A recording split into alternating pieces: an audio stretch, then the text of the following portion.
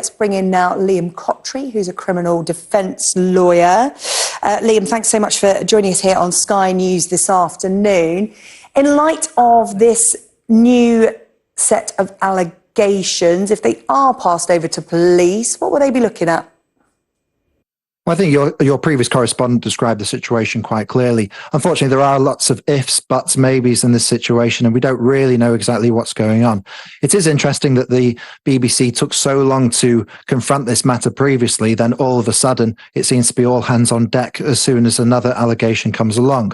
But malicious communications, as your correspondent stated, Section 1 of the Malicious Communications Act 1988, is probably what would apply in this situation, which is when any person sends to another person a message which is a threat in this situation. There are other circumstances where this section would come into force, but it seems to be the situation here.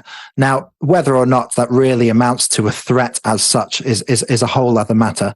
We'd need to see much more information before we can really get into that. And of course, if there is an investigation going on at this time, I do see breaking news scrolling across your screen saying that the Met Police say there is not an investigation going on. But of course, the BBC say that they've paused their investigation for the police. So one wonders who, in fact, is investigating at this time. I guess that remains to be seen. Yeah, the police's line is they're looking at the information they've been given by the BBC before they decide whether to launch a police investigation. It's quite wordy, but it all comes down to the same thing. Police are involved. Let's go back to that first set of allegations that emerged at the back end of last week, emerged late on Friday night.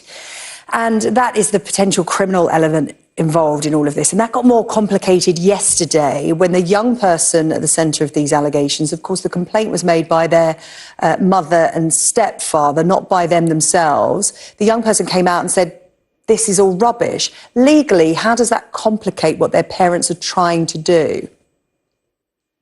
Well, I guess it doesn't really matter what anyone's trying to do. What matters is what the evidence says.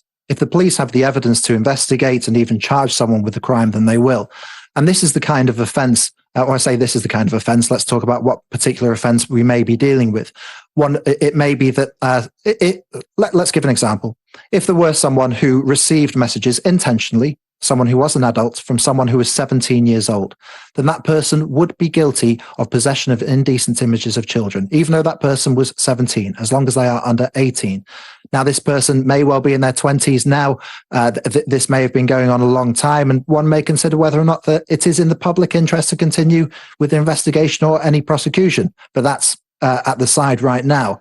What the police would have to prove is that this person has been in possession of those indecent images. And at this time, just an allegation saying that these things have happened is not evidence enough to charge. Certainly evidence enough to investigate, perhaps speak to the person, interview the person, perhaps even look at electronic devices that they may have to see if there's any examples of such images. But here, as it stands, this is very early days, and what may be happening from here on out, who knows?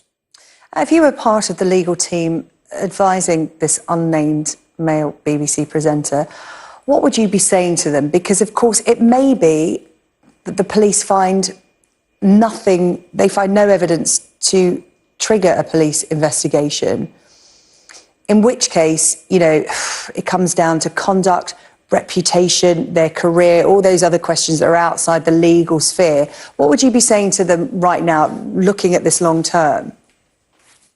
Well, it's always terrifying at the early stages of these kinds of cases because you just don't know what you're dealing with.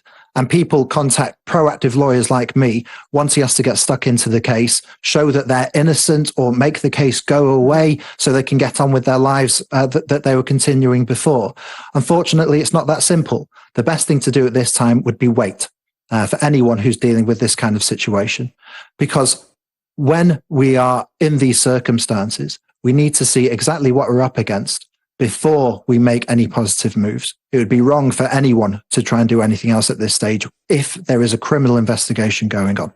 And Liam, just a reminder to people watching, we touched on the Malicious Communications Act, which, you know, we said maybe in relation to this fresh set of allegations, the police might be looking at the threatening messages the presenter sent to the second young person under that act.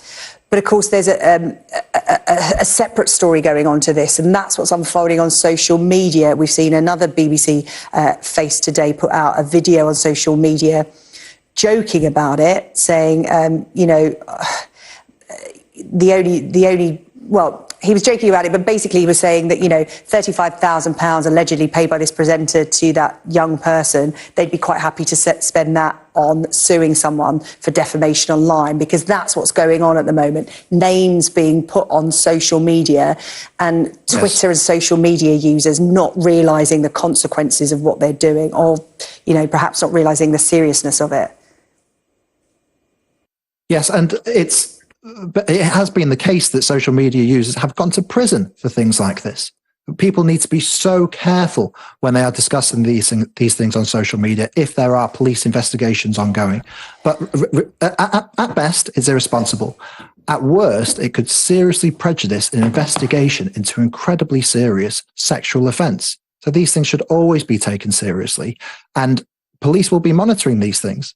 If anything comes to light, and regardless of defamation of those innocent in these situations, and the BBC presenter who is the protagonist in this situation may well be innocent. So we may all have to be very careful about how we deal with these things. Yeah, it's not worth a prison sentence for trying to be funny or clever online. OK. Liam Kotrie, really appreciate the benefit of your expertise this afternoon. Thank you for reacting to our breaking news. The breaking news is there's a fresh set of allegations against the unnamed male BBC presenter.